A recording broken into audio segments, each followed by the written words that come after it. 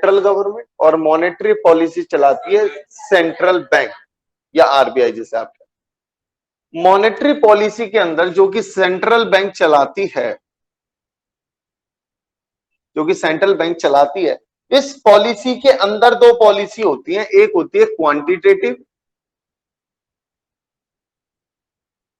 और एक होती है क्वालिटेटिव।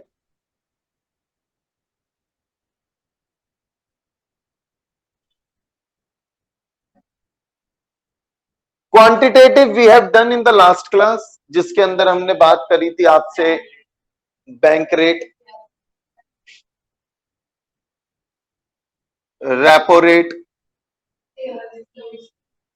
सिक्योरिटीज और एलआरआर। अगर एक्सेस डिमांड को कंट्रोल करना है, यानी डिमांड को आपको कम करना है, एक्सेस हो रही है, ज्यादा हो रही है, कम करना, ये सब बढ़ा दो, इंक्रीज इंक्रीज इंक्रीज, और सिक्योरिटीज को बेच दो। सर ऐसी बताया था। अगर डेफिशिएंट डिमांड होगा तो ये डिक्रीज, ये डिक्रीज, ये डिक्रीज और ये परचेज। कोई दिक्कत तो नहीं होनी चाहिए, आई थिंक बड़ा सिंपल सा लॉजिक है। We have already discussed all these concepts in detail in the previous class.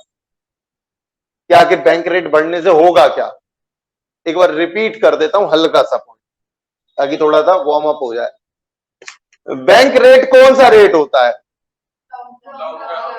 ये वो रेट होता है जिसपे सेंट्रल बैंक कमर्शियल बैंक को लंबे समय के लिए उधार देती है, वो बैंक रेट होता है। जब सेंट्रल बैंक ये रेट बढ़ा देगी, जब अगर आपको ये पॉइंट लिखना हो ना, तो सबसे पहले आप बैंक रेट बताना कि बैंक रेट क्या होता है। Bank rate is the rate at which on which central bank provide loans to the commercial bank for long term basis, इसको हम बैंक रेट कहते हैं। अब इसकी बात कर लो इंक्रीज, कि अगर सेंट्रल बैंक बैंक रेट बढ़ा दे तो इसके कारण कमर्शियल बैंक को वो लोन महंगा पड़ेगा, जिसकी वजह से कमर्शियल बैंक के ऊपर दबाव आएगा कि वो भी आगे लोन महंगा करे।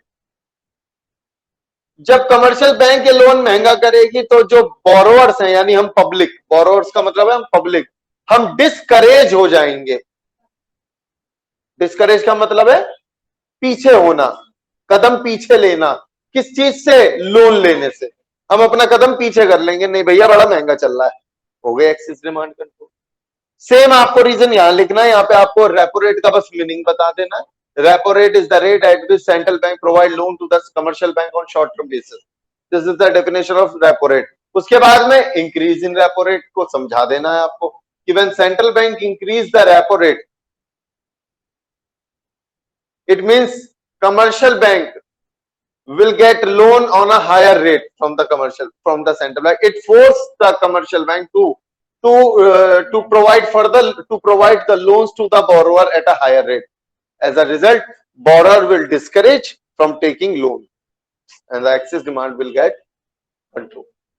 और फिर आपको ये एलआरआर के अंदर दो तरीके के रिजर्व थे, अगर आपको याद हो, सीआरआर और एसएलआर।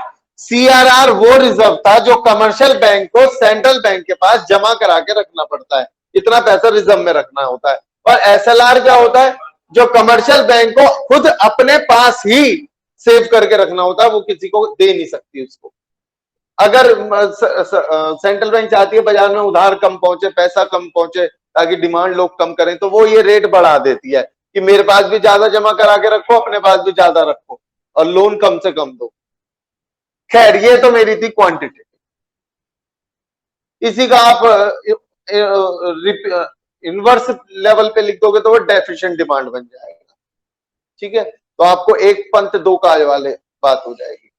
अब मैं आपके साथ जो डिस्कस करने जा रहा हूं वो है qualitative policy. Central bank qualitative policy के थ्रू कैसे डिमांड को कंट्रोल करती है। क्वालिटेटिव पॉलिसी के अंदर पहले मैं आपको बता दूं क्या क्या है। एक तो है मार्जिन रिक्वायरमेंट,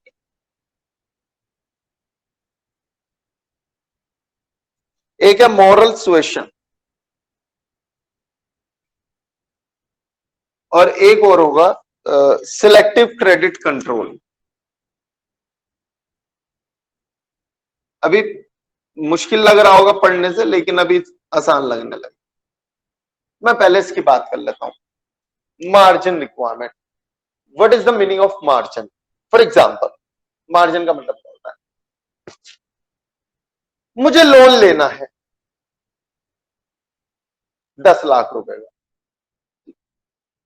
मैं बैंक के पास गया, कमर्शियल बैंक के पास, कि भैया मेरे को लोन दे दो 10 लाख रुपए का। तो वो कहेंगे भैया कुछ चीज गिरवी रखो। मैंने कहा भाई 10 लाख का लोन लेना है तो कितना, क्या कितना जो गिरवी रखवाऊं सामान प्रॉपर्टी, वो कितने की रखवाऊं? उन्होंने कहा जी आप 15 लाख की नहीं, 12 लाख की प्रॉपर्टी रखवाओ। 12 लाख की प्रॉपर्टी। मैंने कहा अच्छा 12 लाख की प्रॉपर्टी रखवाऊंगा तो तुम मुझे कितने का लोन दोगे? 10 लाख। भाई ऑफ कोर्स प्रॉपर्टी ज्यादा की रखवानी पड़ेगी मेरे को, वरना ऐसे कौन दे देगा आपको लोन? आप लौटाओगे भी नहीं कभी भी। ऐसा होगा कि आप लोन 10 का लेने चलो और आप प्रॉपर्टी 8 लाख की गिरवी रखवाओ। बैंक बेवकूफ है, रिस्क लेगा। तुम कभी नहीं करो उसका पैसा वापस। क्या कहोगे? अरे रख ले, प्रॉपर्टी तो 8 की है, लोन तो 10 का ले रखा है। आप क्यों लोन क्यों चुकाते हो वापस? क्योंकि आपको पता है कि भैया देखो ऐसा है, लोन तो 10 का लिया हुआ है, प्रॉपर्टी वहां 12 की रखी हुई है, अगर लोन चुकाया नहीं तो 12 की प्रॉपर्टी चली जाएगी। समझ रहे हो सब? खैर मेरा मुद्दा कुछ और है। मेरा मुद्दा ये है, आपने 12 लाख की प्रॉपर्टी के कागज जमा कराए और आपको लोन कितना मिल गया? 10 लाख। मार्जिन कितना था बीच में? 2 लाख रुपए। कितने का था? 2 लाख। ये 2 लाख का गैप होगा जी। मेरी जेब में कितने पैसे आ गए? 10 लाख। खर्च करूंगा 10। अब चाहते हैं, सेंट्रल बैंक चाहता है कि ये कमर्शियल, ये जो व्यक्ति है ये डिमांड कम कर दे। अब मैं डिमांड कम कैसे कर सकता हूं जब मेरी जेब में पैसा कम पहुंचे, पैसा कम हो? अब सेंट्रल बैंक डायरेक्टली मुझसे बात तो करता नहीं है, वो किससे कहेगा? Commercial bank. वो कमर्शियल बैंक को बुलाएगा, कमर्शियल बैंक से कहेगा देखो भाई मैं कुछ चीजें चेंज कर रहा हूं। अगर कोई व्यक्ति आपके पास 12 लाख की प्रॉपर्टी रखवाता है तो पहले आप उसको 10 का लोन दे दिया करते थे, अब मत देना, अब उसको 7 लाख रुपए देना। मार्जिन क्या हो गया? बढ़ा दिया। मार्जिन क्या हो गया? बढ़ गया। अब मैं जब जाऊंगा, मैं 12 की प्रॉपर्टी रखवाऊंगा और 7 का लोन, जब मेरी आंख खुल जाएंगी मैं कहा भाई भाई ये क्या है? कि भैया क्या करें, ऊपर से ऑर्डर है, मार्जिन बढ़ाना है। अब इससे क्या होगा? या तो मुझे बहुत ही ज्यादा जरूरत होगी तो मैं लोन लूंगा, वरना कहूंगा नहीं अभी चल जाएगा कोई बात नहीं, अभी तो बहुत ज्यादा गैप आ रहा है, मैं नहीं लेना चाहता लोन। आ रही है बात? और अगर मैंने लोन ले भी लिया तो मेरी जेब में कितने पैसे होंगे? 7 लाख। तो डिमांड तो अपने आप कम हो जाएगी जब जेब में पैसा कम होगा। समझ में आई? तो ऐसे में सेंट्रल बैंक ये मार्जिन बढ़ा देती है जब उसे एक्सेस डिमांड को कंट्रोल करना हो। देख रहे हो सब इंक्रीज इंक्रीज इंक्रीज, ये भी इंक्रीज। ये तो था हमारा मार्जिन रिक्वायरमेंट। अब मैं आ रहा हूं मोरल सुएशन। मोरल का मतलब क्या होता है? हाँ, मार्जिन का मतलब वो जो डिफरेंस है ना, जितने आपने सिक्योरिटी रखवाई है और जितने का आपको लोन मिला है, इन दोनों के बीच में जो डिफरेंस है इसको मार्जिन बोलते हैं। आई बात समझ में? Moral suasion. देखिए बुक में तो इंक्रीज है, तो मैंने क्या भाई डिक्रीज लिखा है? मैंने क्या लिखा है?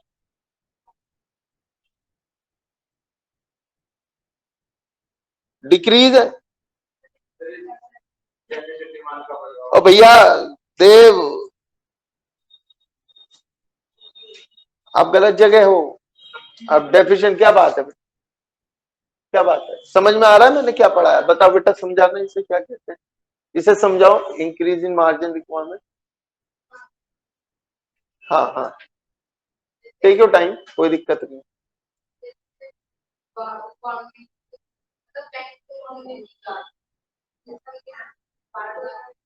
हाँ बेटा, अब तुम्हारा भी मौका दूंगा, क्यों चिंता कर रहे हो? हाँ बोलो बेटा।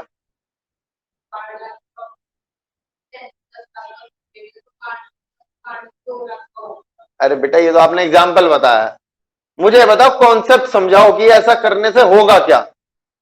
वो समझाओ मुझे, 10-12 तो कोई भी बता देगा।